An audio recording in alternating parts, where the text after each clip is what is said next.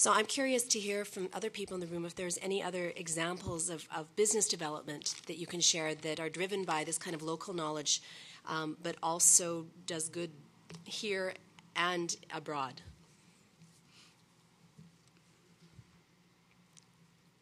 Does anybody have stories of sharing how business has helped reduce poverty? No?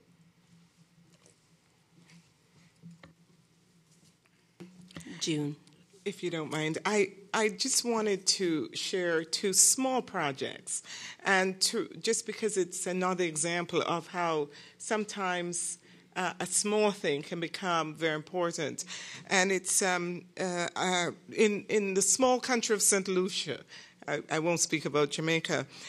One of them is Canadians and developed countries have something called spas.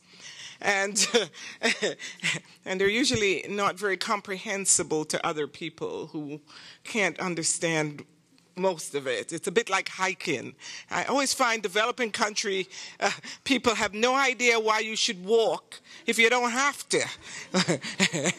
They'll give you a basket to carry if you need to walk. But anyway, so this notion of the spa, the Canadians went down and said, it would be really nice to have a small spa in this area. And it decided to train this woman, family members, on this notion of a spa. And now she has a 3-room spa where tourists who come to St. Lucia, who don't want to go to the big hotels, of course, they're the big spas, come to her spa, and now she can massage. She does cosmetics. They supply a lot of the original cosmetics. And apparently she now hires 3 or 4 more people to help her.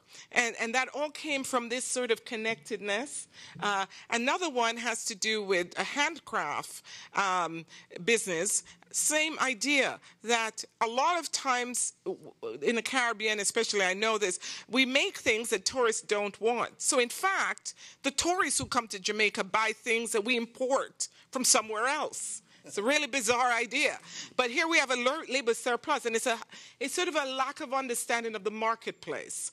And so they decided to try and, knowing what especially a lot of Canadians would be looking for, they invested in this very small handcraft, using local St. Lucian handcraft knowledge, but just sort of focusing it. And now they're building a big cultural, it's gotten so big, it started as a very small family thing, that the government is now putting money in to build a big handcraft center. I don't think it's Labor, I think, it's not View for it, but I just thought I'd give you 2 examples of how it works on a small scale, and really interested in what you had to say about these connections you were able to make. Thank you. Does anyone else have something to add? Inspiring stories to share? Or any? Kay? I'm not sure if this is really business, but me and my cousin, we were talking on the same length of what can I do. We come up with building a library where we're going to call it the business of learning. So the plan is finish to build this library for the kids and to ask them, go and teach someone else. So it's like what we do with the parents, mothers specifically, to do a little small microfinance. It's only $50. Give to that woman and to do a little commerce on their own. And their kids come to the library teaching the kids how to use computers and then how to learn. And on their time, they would go back and teach someone else. So we call it the business of learning. It's a project that we are working actually right now on. And then also we are thinking of taking Haitian, Canadian, or I'm not sure how they call it because it's African Canadian or whatever, so we started calling Haitian Canadian, to get their arts, their creativity, because I am a jeweler, so I'm taking my jewelry, bring it to Haiti, and then taking their arts from Haiti to come in Canada, and then like an exchange, and whatever that we can help, this money would go again to the foundation for the children, so that we call the business of learning. Thank you, Kay. Sumana? I mentioned about the community support education program now we are doing. So it is actually started as a business kind of thing because we invested money on sending this teacher, the volunteer teacher, but volunteer teacher gain experience like sharing knowledge, his knowledge, as well as he get an opportunity to learn the culture and also travel in and around. So we, with the Chamber of Commerce of one of the cities, the chamber sponsored that teacher there and provide accommodation, foods, and other travel. So we offer 3 free teaching programs for poor children, one of our community and all the city children, and also one fee for service program where we expected to pay off the expenses. So this is in the research stage, like, we just send this teacher, so that's why I didn't talk it as a business, but it has a business focus. As well as my own village, we started the seed farming project where I'm going to encourage farm organization because I'm from very rural area where paddy cultivation is like hampered by the agrochemical, that green revolution things. So, but I'm going to promote indigenous seeds with the organic farming techniques. We're partnering with one of the seed protection group. So my own land, I'm going to enter into a partnership with the farmer and provide seeds. And from there, we're going to expand it to a kind of business. Because there's a need for that, and as well as the government also, try to encourage instead of this land grabbing and all other big company things are going on also.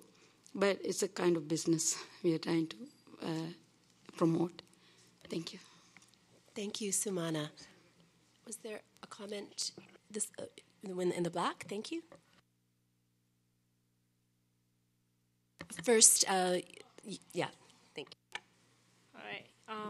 So my background is I'm an undergraduate student at SF here, but I'm international student from Japan, and I only know the Japanese example. I know that fact that social business is getting bigger in Japan, so they used to care about lots of profit and gaining money, but nowadays they try to expand their view to get to gain international attention.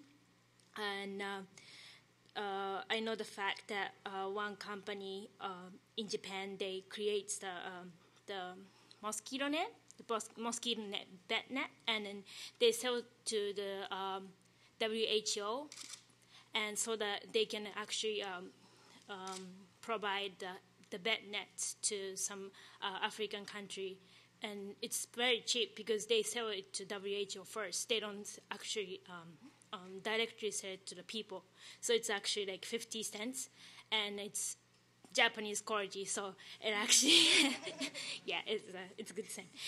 It actually lasts long, 5 years, and they actually put the insecticide into the net. So actually the net kills the mosquito when they approach to the net, so it's double effect. So it's pretty good stuff. And I know the fact that Japanese trying to make more and more efforts to help the developing countries, and I just think that it would be the great opportunity for the Japanese to, switch their views, because as I said before, they used to care lots about profit, and nowadays they try to get not only the profit but try to help the people, and not just like giving them a help, but like trying to provide what they could do, and then try to help help the solution, help to find the solution themselves, because it's never been good to just give the fish, but tell them how to catch the fish. So thank you. Thank you very much for sharing your story.